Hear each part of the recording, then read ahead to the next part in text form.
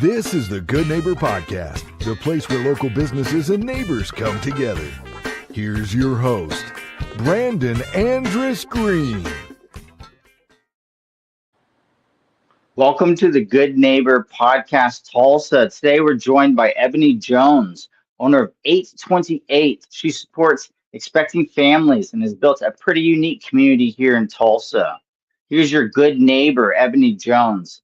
Ebony, before we get into 8twenty8, I want to have you tell us a little bit about you. I noticed you're originally from Georgia. What brought you to Tulsa?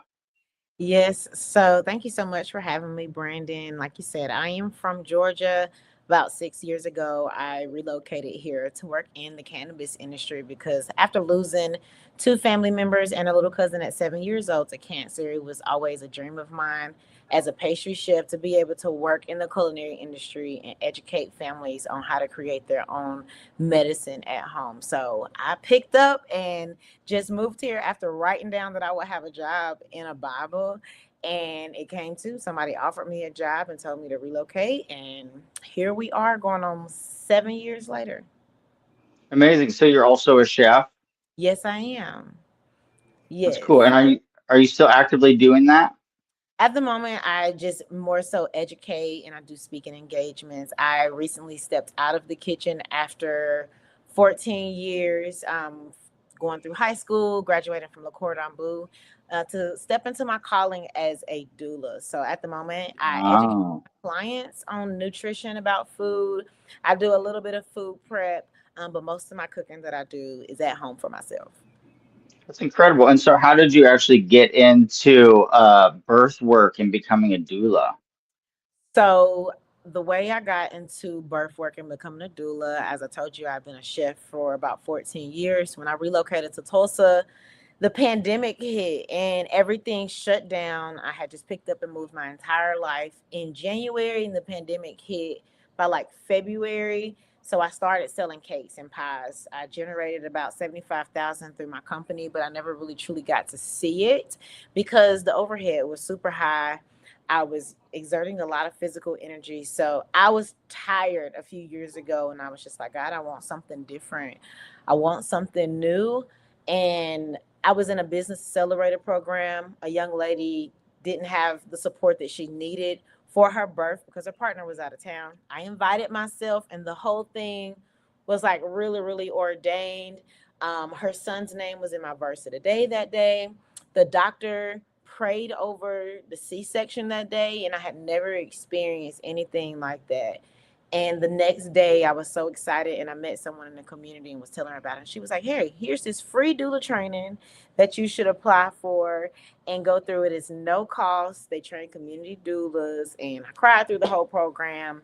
And here we are a few years later. I'm just trying to be a more confident doula and step into this calling. Wow. And is that what 828's all about? Oddly enough, I guess I feel like it was given to me. When I first relocated here, I was really battling with my faith and navigating different things. So I will always see the number 828 every time I'm on a clock. I would see it everywhere, and I was trying to come up with a new business name. And I was like, "Is this the business name? Like, God, what does this mean?"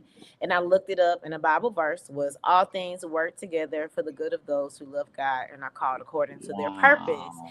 And oddly enough, that's my birthday.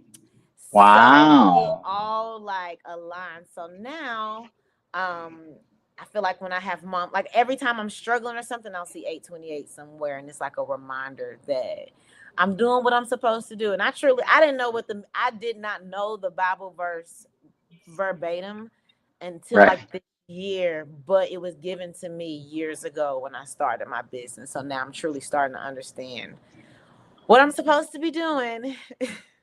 That's amazing. And so, for someone that's first hearing this term, can you help us understand what exactly the word doula means, and maybe just help us understand that role? Of course. I love this question because when I say a doula, people automatically assume it's a midwife. And that's what I am not. I am not a midwife. I cannot deliver babies. I am not a medical professional. I am an advocate for expectant families. So as a doula, I educate families on prenatal, postpartum care tests, ways that they can advocate for themselves, things that they can agree with, things that they can say no to, educating them that they can choose who their birthing team is, as well as relieve anyone on their birthing team from their position. We also provide resources within the community for expecting families where they need mental health support, because like I said, I'm not a medical professional, so I do hold a lot of space for families, but when it goes past what I am able to do, I like to recommend families to organizations within the community like Skills on Wheels that offers 6 free sessions. So as a doula, I am a non-medical professional that educates families on prenatal and postpartum education. And I cannot make any decisions for the client. I can just educate the room and anyone participating in the birth on their preferences. So I assume this role is for the family before, during, and after birth. Yes. So a lot of people assume that we're just there for the mom, but no, like you said, we are there for the family as an entirety. We educate dads on positions and different things that they can do, because that's another part of our job. During labor, we were put in different positions. They just came out with a new study that shows how positioning in different things can help decrease C-sections. So when I'm not there, I'm educating dad, grandma, the community, or whoever is in that room on different things that we can be doing while I'm resting, while she's resting, if I'm not in that space. So it is for the prenatal as well as the postpartum period. And as a community doula, we stay with our clients for up to a year to ensure baby makes it to a year and mom is taken care of within that year. And so I guess that that postpartum period is also just to support the mom, help her not struggle with like postpartum depression and all that type of stuff.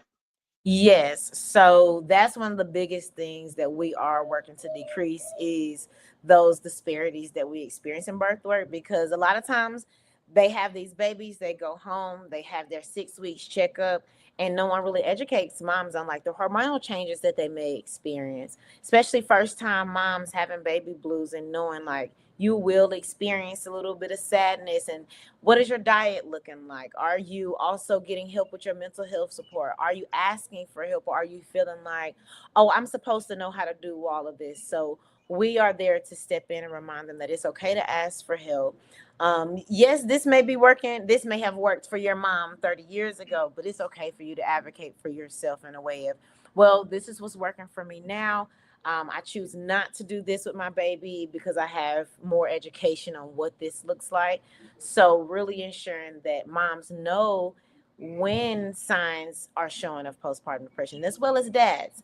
A lot of families don't know that when mom is experiencing postpartum depressions, dads have a 50% higher chance of experiencing postpartum depression as well. So, anyone in the proximity of this life changing event can experience postpartum depression. So, that's one of our biggest goals, is to make sure that they're educated on that. And I noticed that one of the services you offer is placenta encapsulation. For someone who's never heard of that, what is it? So, if you've never heard of the placenta, every baby has their own placenta, whether that's twins, sometimes they share placentas, and the placenta provides nutrients and everything the mom eats. It provides that for the baby on the inside. So once baby is born, if mom does not choose to encapsulate her placenta, the placenta can be used in a lot of different medical researches, and they use placenta derivatives in the burn unit to help regrow skin. They use it in glaucoma surgery, stem cell research, and so much more. So that's why I always educate Wow.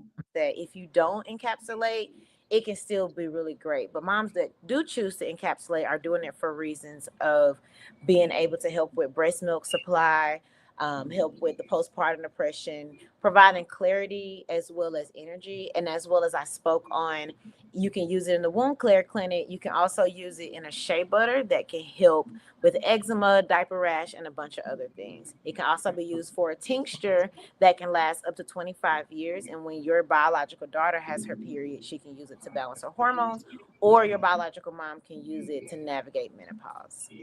Oh my goodness. I didn't even realize all of that. That's incredible.